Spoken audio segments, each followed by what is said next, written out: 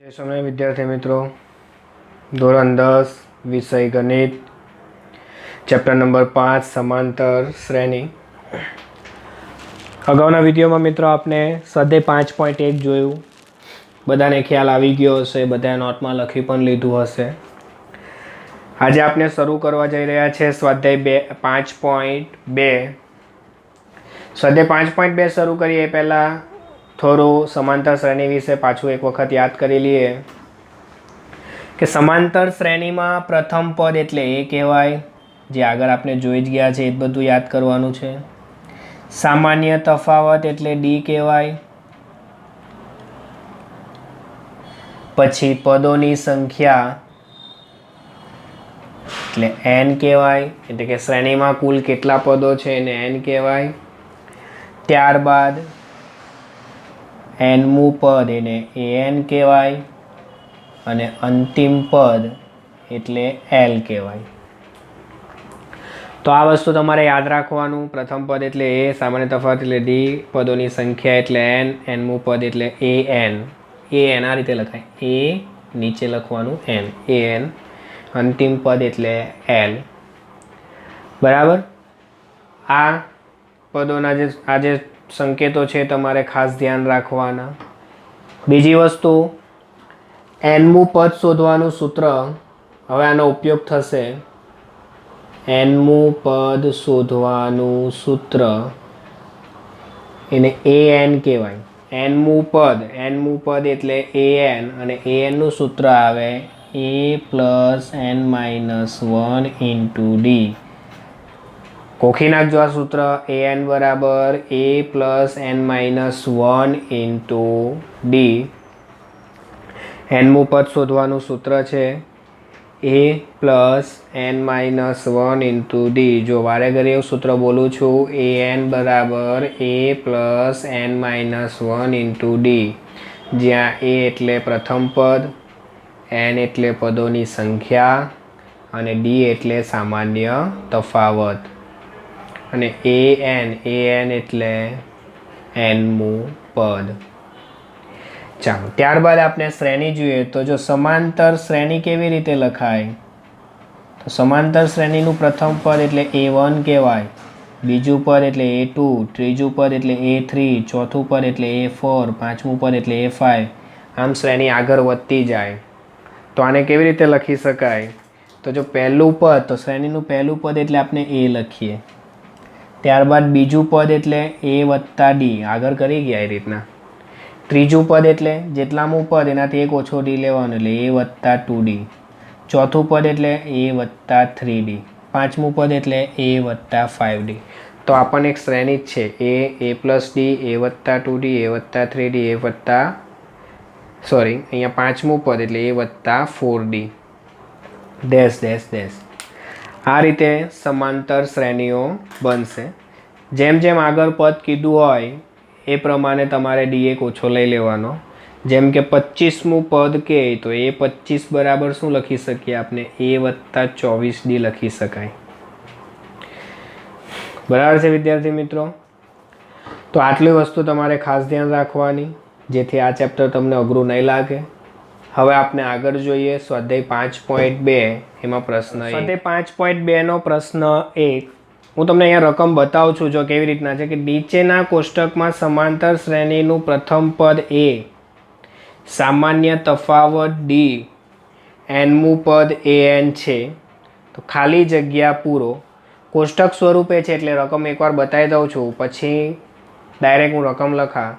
તમને અહીંયા 4 કોલમ આપેલી છે, એ, ડી, એન, એ એન. પ્રથમ પદ, સામાન્ય તફાવત, પદોની સંખ્યા અને એનમાં પદની. હવે એમાંથી કોઈ એકનો જવાબ નહીં આપ્યો હશે, એ ખાલી જગ્યા આપણે પૂરવાની છે. જેમ કે પહેલા દાખલામાં એ આપ્યો છે 7, ડી આપ્યો છે 3, એન આપ્યો છે 8, એ એન શોધવાનો છે. બીજા દાખલામાં એ આપ્યો છે -18, ડી આપ્યો નથી, એન આપ્યો છે 10, એ એન આપ્યો છે 0, એટલે કે ડી શોધવાનો છે. ત્રીજા દાખલામાં એ આપ્યો નથી, ડી છે, એન છે, એ એન છે. ચોથા દાખલામાં એ છે, ડી છે, એન નથી, એ એન છે. અને પાંચમામાં એ, ડી, એન આપ્યા છે, જ્યારે એ એન આપ્યો નથી. આ 5 દાખલા આપણે એક જ સૂત્રની મદદથી કરવાના છે. an બરાબર a plus n minus 1 into D.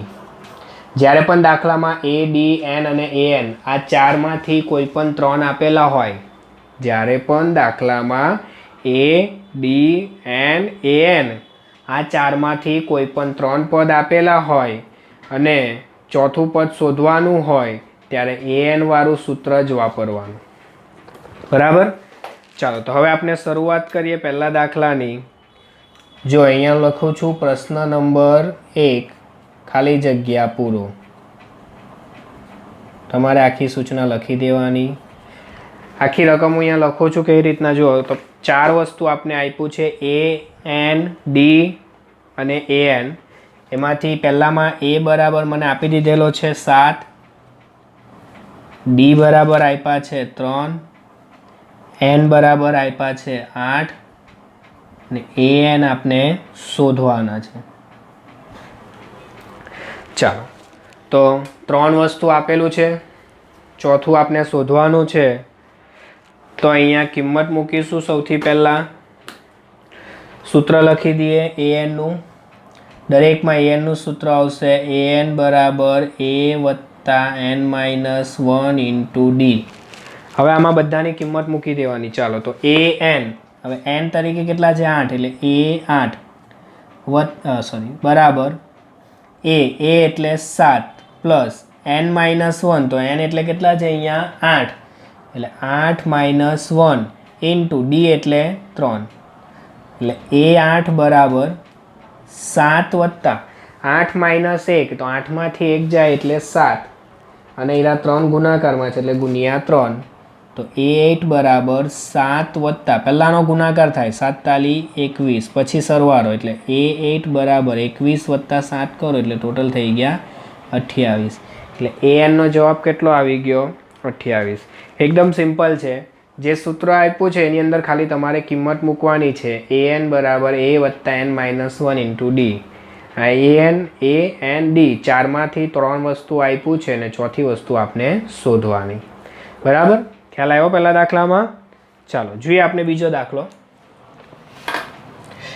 જો બીજામાં આપ્યું છે a બરાબર -18, d બરાબર શોધવાનો છે, n બરાબર 10 અને an. હવે an એટલે a10 કહેવાય. અહીંયા n બરાબર 10 છે તો an એટલે a10, n બરાબર 10 an એટલે જ્યાં n છે ત્યાં 10 એટલે a10. એની વેલ્યુ આપેલી છે આપણે 0. ચાલો હવે આ દાખલામાં a આપી દીધો છે -18, d નથી આપ્યો, n આપ્યો છે અને an આપ્યો છે. an એટલે જેટલા n છે તે તો an એટલે a10, n 10 છે એટલે a10 બરાબર 0. સૂત્ર તો એ જ આવશે an બરાબર a plus n minus 1 into D. 1 2 3 4 આ ચારમાંથી 3 વસ્તુ આપ્યું છે, ચોથું શોધવાનું એટલે સૂત્ર an નું જ આવશે an બરાબર a plus n minus 1 into D. હવે અહીંયા an તો an એટલે 10 તો a10 બરાબર a એટલે -18 પ્લસ n માઇનસ 1 તો n એટલે 10 માઇનસ 1 અને d એટલે d શોધવાનું છે. બરાબર. d અહીંયા શોધવાનો. હવે an એટલે a10 લખ્યું અને a10 ની વેલ્યુ છે આપણી પાસે 0 એટલે એમ કહેવાશે કે 0 બરાબર -18. 10માંથી 1 જાય તો 9 ને 9 ગુણ્યા d એટલે +9d. બરાબર. હવે એકદમ સિમ્પલ સમીકરણ થઈ ગયું. આપણે d શોધવાનો છે. -18 છે, -18 ને ઉચકીને આ બાજુ લાવી દે એટલે પ્લસ થઈ જશે. તો 0 વત્તા 18 એટલે 18 જ કહેવાય બરાબર 9d. અને d શોધવાનો 9 ગુણાકારમાં બાજુ આવે તો ભાગાકાર એટલે એવું કહેવાય d બરાબર 18 ભાગ્યા 9 માટે d બરાબર 9 દુ 18 એટલે d ની વેલ્યુ આવી ગઈ 2 એટલે તફાવત કેટલો આવ્યો 2. બીજા દાખલામાં ખ્યાલ આવ્યો આની અંદર d બરાબર 2. ચાલો હવે જોઈએ આપણે દાખલા નંબર 3. તો ત્રીજા દાખલામાં a બરાબર શોધવાનો છે, d બરાબર -3, n બરાબર 18 ને an એટલે A18 -5 આપેલું છે. ચાલો આની અંદર આપણે a શોધવાનો d -3 n બરાબર 18 અને an એટલે કે A18 બરાબર -5. સૂત્ર તો એ જ આવશે, an બરાબર a plus n -1 into D. an બરાબર a plus n -1 into D. અહીંયા કિંમત મૂકી દે બધાની, તો an ની વેલ્યુ કેટલી છે? -5. અથવા પહેલાં આપણે લખીએ an એટલે A18, n બરાબર 18 છે ને, એટલે A18 બરાબર a એટલે શોધવાનો પ્લસ n એટલે 18 -1 અને d એટલે -3.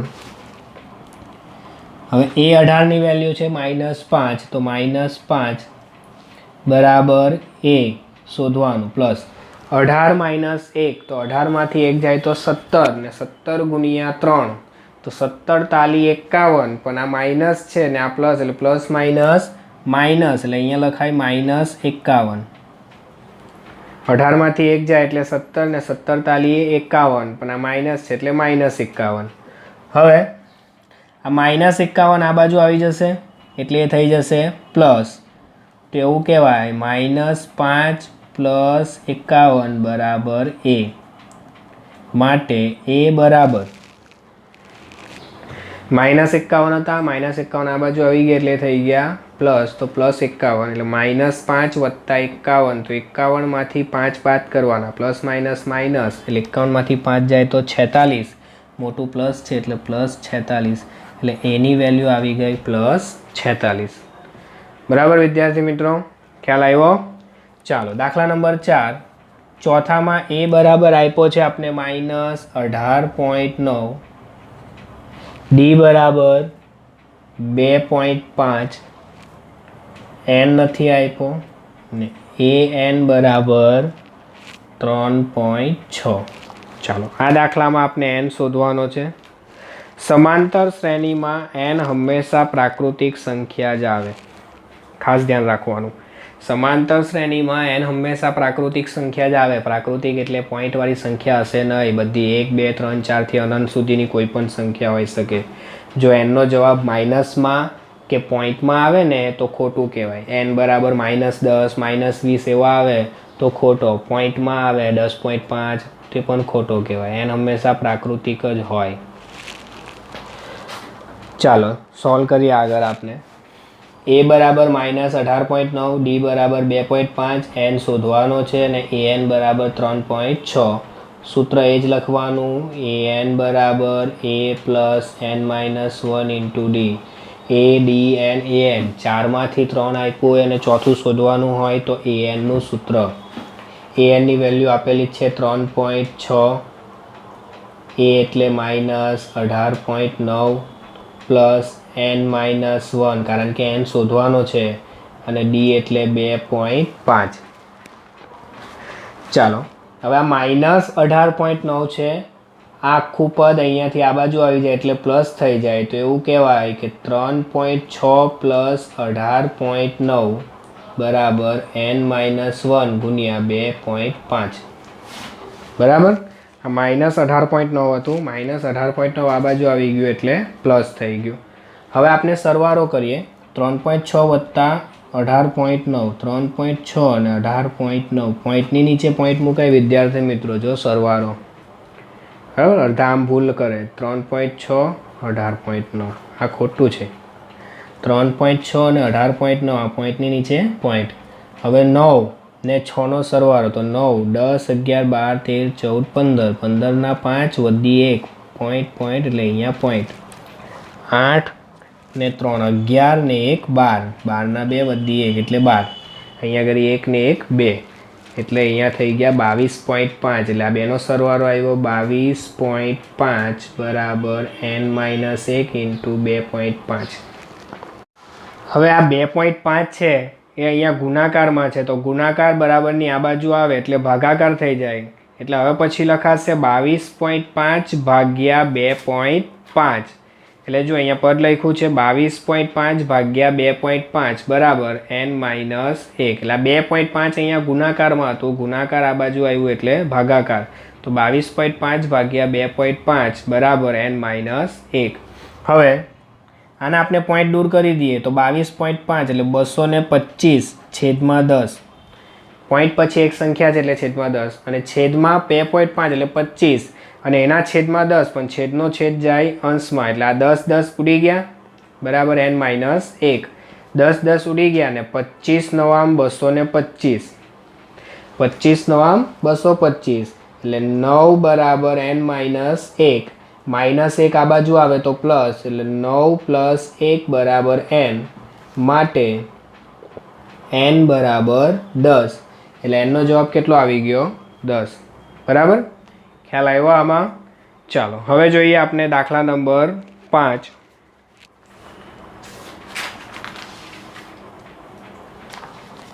તો 5માં રકમ આપેલી છે a બરાબર 3.5, d બરાબર 0, n બરાબર 105 અને an બરાબર શોધવાનો. સેમ પહેલા દાખલા જેવો છે, સૂત્ર મૂકી દેવાનું, an બરાબર a + n-1 * d. ચાલો કિંમત મૂકીએ તો an તો આપણે શોધવાનો જ છે એટલે an એટલે 105, n ની વેલ્યુ કેટલી આપેલી છે 105 એટલે એ 105 આપણે શોધવાનો બરાબર a એટલે 3.5 વત્તા n-1 એટલે 105 - 1 અને d એટલે 0, d ની વેલ્યુ કેટલી છે 0.